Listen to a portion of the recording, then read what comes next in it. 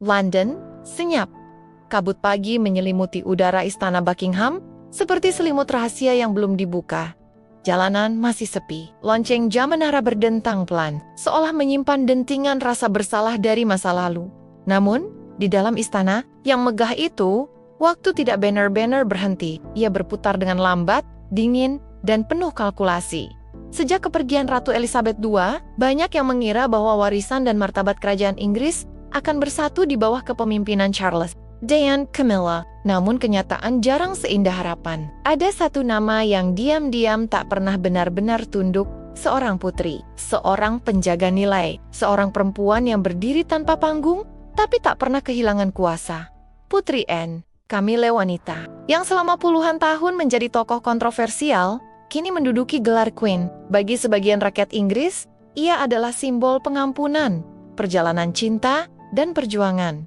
Tapi bagi sebagian lainnya, terutama bagi mereka yang mengingat sejarah kelam dengan Putri Diana, Camilla adalah simbol luka yang belum kering, dan di antara semua yang diam, Putri Anne adalah satu-satunya yang tak pernah memberikan tepuk tangan, tak pernah memberikan restu, bahkan tak pernah menunjukkan respek terbuka, tapi bukan karena cemburu, bukan pula karena iri. Ini adalah tentang tata nilai, tentang martabat, tentang siapa yang layak, dan siapa yang datang karena sejarah yang tercemar sejak kecil. Putri Anne telah melihat bagaimana istana bekerja. Ia lahir dari protokol, ia dibesarkan dalam ketertiban, dan ia belajar sejak dini bahwa kerajaan adalah tentang pengorbanan, bukan kenyamanan. Sementara Camilla tumbuh di luar pagar istana. Ia tak dibentuk oleh tradisi, tapi oleh cinta yang penuh gejolak. Cinta yang akhirnya mengguncang fondasi kerajaan itu sendiri. Hubungan antara dua perempuan terkuat di kerajaan ini tidak pernah meledak. Tidak pernah ada skandal besar atau kata-kata kasar yang terungkap ke publik. Tapi justru di sanalah kekuatannya. Perang dingin tidak membutuhkan senjata.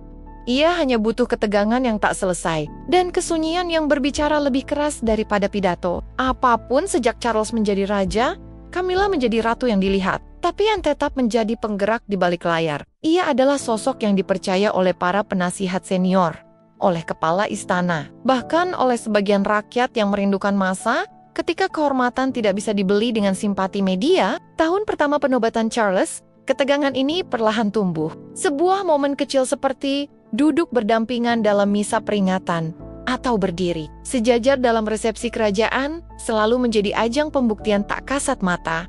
Camilla tersenyum. Anne menoleh. Camilla menyapa. Anne hanya mengangguk. Camilla berbicara panjang lebar tentang rencana modernisasi kerajaan dan Anne menjawab dengan satu kalimat pendek. Kerajaan bukan panggung hiburan, tapi cukup untuk membelah aula istana menjadi dua atmosfer berbeda. Dalam dunia bangsawan, konflik bukan soal siapa yang berteriak paling keras, tapi siapa yang menggerakkan kebijakan tanpa harus berbicara di depan kamera. Dan inilah awal dari semua itu, Camilla dan Anne, dua kutub. Dua perempuan, dua garis darah yang tak akan pernah menyatu. Ia datang dengan gaun biru pucat, mata sendu, dan langkah yang masih ragu. Seorang gadis muda, dibimbing menuju panggung yang jauh lebih besar dari kehidupannya. Lady Diana Spencer, 3 dekade telah berlalu sejak ia berjalan di lorong katedral dengan gaun pengantin sepanjang 7 meter. Tapi, bayangan itu belum juga menghilang dari istana, terutama dari hati mereka yang benar-benar mengenalnya, termasuk Putri Anne. Dan inilah awal luka yang tak pernah sembuh, dan awal dari penolakan Anne terhadap Camilla.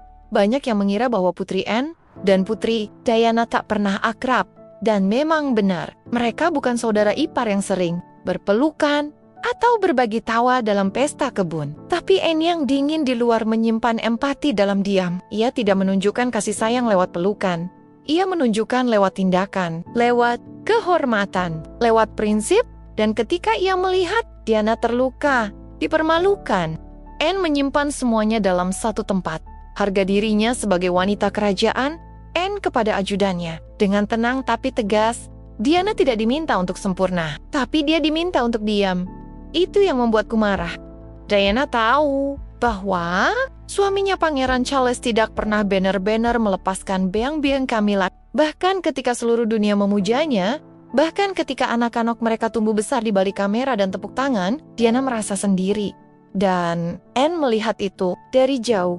Tanpa kata-kata, hari pemakaman Diana adalah hari yang membekukan waktu. Ribuan bunga memenuhi gerbang istana, jutaan air mata membanjiri siaran televisi. Tapi di dalam istana, tidak semua orang menangis. Camilla tidak hadir di pemakaman, tapi Anne hadir, diam, tegas, tanpa ekspresi. Tapi, bagi yang mengerti bahasa tubuh, mereka tahu Anne sedang berduka, tapi bukan hanya untuk Diana, tapi untuk apa yang telah dilakukan istana terhadapnya. Putri Anne tahu bagaimana sistem istana bisa menghancurkan perempuan yang tidak siap. Dan dia tahu, Diana tidak pernah benar-benar diberi perlindungan. Kata Dr. Eleanor Blackstone, sejarawan istana, Camilla, simbol luka yang tak selesai. Ketika Charles dan Camilla akhirnya menikah tahun 2005. Banyak yang berkata, waktunya sudah tepat. Ini adalah kisah cinta yang akhirnya berlabuh, tapi Anne tidak pernah melihatnya sebagai cinta. Ia melihatnya sebagai penghinaan terhadap memori Diana, sebuah kompromi yang terlalu murah untuk lembaga yang katanya menjunjung kehormatan. Bagi Anne, Camilla bukan hanya istri dari kakaknya. Camilla adalah simbol dari sistem yang membiarkan Diana tersesat sendirian. Dingin bukan karena benci, tapi karena ingatan. Maka sejak hari itu, Anne membangun dinding yang lebih tinggi. Ia tidak memusuhi Camilla secara langsung. Pernah mengangkat suara, tidak pernah berkata buruk, tapi ia tidak pernah mengakui secara publik bahwa Camilla layak berada di posisi yang sekarang. Tidak pernah menyebutnya Queen, hanya Camilla. Dan bagi seorang bangsawan, nama bukan sekadar sebutan. Nama adalah pengakuan. Dan Anne tidak pernah memberi pengakuan itu. Camilla berbisik pada Charles, "Aku tak butuh disukai semua orang." Tapi Anne, dia membuatku merasa tidak ada. Charles, dia hanya butuh waktu. Camilla, dia tidak butuh waktu. Dia hanya tidak pernah lupa. Warisan Diana tak pernah mati. Banyak yang mengira bahwa perang antara Camilla dan Anne adalah soal kedudukan. Ini bukan soal siapa yang duduk di kursi mana atau siapa yang melangkah duluan dalam protokol. Ini adalah soal siapa yang dihormati oleh sejarah. Dan Putri dengan segala ketegasannya tahu satu hal, sejarah tidak boleh melupakan. Siapa yang disakiti, Camilla bisa menjadi ratu bagi publik, tapi tidak akan pernah menjadi ratu bagi hati Anne. Karena satu nama sudah lebih dulu mengisi tempat itu, Diana. Jika kerajaan ini ibarat kapal megah, maka Putri Anne adalah paku baja yang menahannya tetap kokoh. Walau badai cinta, gosip, dan kekuasaan terus menerjang. Tidak ada tiara yang terlalu berkilau, tidak ada gaun malam berpayet. Tidak ada pose glamor untuk sampul majalah. Tidak ada kisah cinta yang dijual ke media. Karena sejak kecil, Putri Anne tahu satu hal. Jika kau ingin dihormati, kau harus bekerja lebih keras dari siapapun. Bahkan jika kau adalah anak ratu, dilahirkan sebagai raja tanpa tahta. Putri Anne lahir sebagai anak kedua dari Ratu Elizabeth II dan Pangeran Philip. Ia berada di urutan ketiga tahta saat lahir, tetapi dengan segera disalib oleh adiknya karena sistem suksesi patriarkal. Tapi Anne tidak pernah mengeluh. Ia tidak menuntut tahta. Ia menuntut penghormatan, dan itu ia raih. Dengan disiplin, dengan pengabdian yang tak pernah masuk berita utama, Anne kepada sekretarisnya, "Mereka tidak perlu tahu jam berapa aku bangun. Yang penting mereka tahu kerajaan ini masih berdiri." Bekerja dalam bayangan Anne adalah bangsawan yang paling banyak menjalankan tugas publik, bahkan melebihi sang raja saat masih pangeran. Lebih dari 400 penugasan resmi setiap tahun, kunjungan ke rumah sakit desa-desa terpencil, zona, militer, proyek kemanusiaan, tanpa kamera, tanpa publikasi besar. Karena bagi Anne, pelayanan adalah tanggung jawab, bukan pertunjukan. Dia bukan perempuan yang akan tersenyum untuk menyenangkan orang, tapi dia akan hadir bahkan ketika tidak ada yang melihat. Sophie Hartley, mantan staf istana, Anne tak butuh simpati, dia butuh istana. Inilah mengapa Anne begitu berbeda dari Camilla.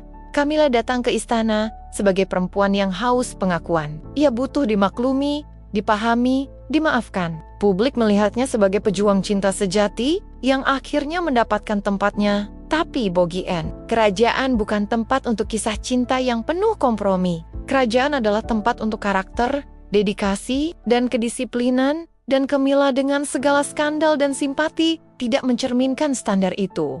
Anne kepada Charles, dalam suasana tenang tapi menusuk. "Kau bisa membuat siapapun jadi ratu, tapi tidak bisa membuat semua orang jadi layak." Simbol kesetiaan.